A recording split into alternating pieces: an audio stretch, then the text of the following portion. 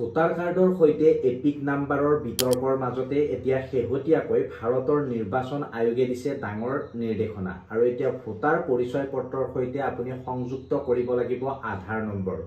এই কথা কিমান সঁচা কিমান মিছা আজি আপোনালোকক জনাম। আপোনালোক যিসকলে ভোট দিয়ে বা আপোনালোক যিসকলৰ আধাৰ কাৰ্ড আছে এই সকলোবিলাকে এতিয়া ভোটাৰ আৰু আধাৰ সংলগ্ন কৰিব লাগিব। ভোটাৰত আপোনালোকৰ আধাৰ নম্বৰটো থাকিব লাগিব বুলি এটা বিজ্ঞাপন জাৰি কৰিছে, এটা সংবাদ ওলাইছে ইয়াক লৈ। এয়া সময়ত দেখা যাব আৰু নিৰ্বাচন আয়োগ আৰু কেন্দ্ৰীয় গৃহ সচিবৰ বৈঠকত এই গুৰুত্বপূৰ্ণ সিদ্ধান্ত গ্ৰহণ কৰা হৈছে। গৃহ সচিবৰ সৈতে বৈঠকত মিলিত হয় মুখ্য নিৰ্বাচন আয়ুক্ত আৰু এতিয়া এপিক হৈছে আপোনালোকৰ যিখন ভোটাৰ কাৰ্ড আছে সেই ভোটাৰ কাৰ্ডত এপিক নাম্বাৰ এটা থাকে।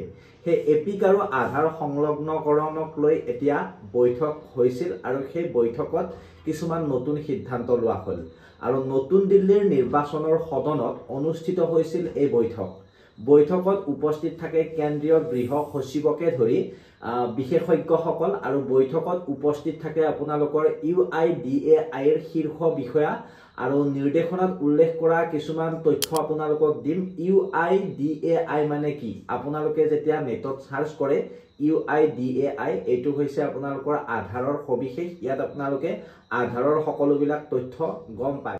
UIDAI যেতিয়া আপুনি গুগলত সাৰ্চ কৰে তেতিয়া আধাৰৰ সকলোবিলাক বিৱৰণ আপোনালোকে পাবলৈ সক্ষম হয়।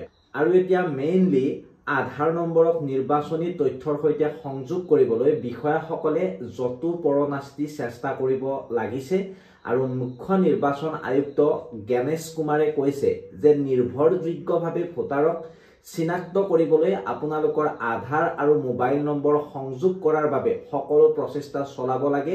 নিৰ্বাচনৰ তালিকা উন্নতকৰণৰ নিৰ্দেশ দিছে আৰু এতিয়া ঘৰে ঘৰে জৰীপ কৰিবলৈ কোৱা হৈছে। 18 বছৰ আৰু তাৰ ওপৰৰ প্ৰতিজন ব্যক্তিৰে যাতে ভোটাৰ হিচাপে পঞ্জীয়ন কৰা হয় তাৰ বাবে বুথ পৰ্যায়ৰ বিষয়াসকলক এতিয়া নিৰ্দেশ দিয়া হৈছে। গতিকে অতি শীঘ্ৰে আপোনাৰ যদি ভোটাৰ কাৰ্ড আছে বা আপুনি যদি ভোট দিয়ে আৰু লগত যদি আধাৰ কাৰ্ড আছে তেন্তে আধাৰ আৰু ভোটাৰ এতিয়া একেখন নথিপত্ৰ হৈ পৰিব।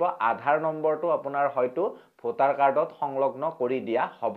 অতি শীঘ্ৰে এই কাম আৰম্ভ হ'ব। গতিকে আপোনালোকে সাজু থাকক এইবিলাক নথিপত্ৰ লৈ। গতিকে এই ভিডিঅ'টো যদি ভাল পালে শ্বেয়াৰ কৰি দিব। ফেচবুকত চাই থকাখিনিয়ে ফ'ল' কৰিব আৰু ইউটিউবত চাই থকাখিনিয়ে আমাৰ চেনেলটো ছাবস্ক্ৰাইব কৰি থ'বলৈ নাপাহৰিব। গতিকে মই মিঠুৱে বিদায় মাগিছোঁ। এনেকুৱা ধৰণৰ ইনফৰমেশ্যনসমূহ সদায় পাই থাকিবলৈ চেনেলটো পুনৰবাৰ কৈছোঁ ছাবস্ক্ৰাইব কৰি থ'ব। ধন্যবাদ। জয় অসম।